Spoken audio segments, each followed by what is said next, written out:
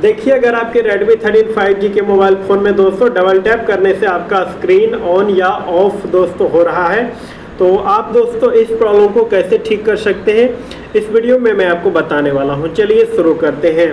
तो इसके लिए देखिए दोस्तों, आपको अपने Redmi 13 5G फ़ोन की सेटिंग में आ जाना है। इसको दोस्तों आप जो है दो तरीके से ठीक कर सकते हैं, मैं दोनों तरीका बता देता हूं। सबसे पहले इस सेटिंग में आकर नीचे आइए, एक आपको मिल जाएगा लॉक स्क्रीन का ऑप्शन, लॉक स्क्रीन पर आप क्लिक करिए। तो देखिए, अगर ये डबल टैप टू वेक और turn off screen when device is locked वाला सेटिंग ऑन है, तो इसको आप यहाँ से दीजिए डिसेबल कर।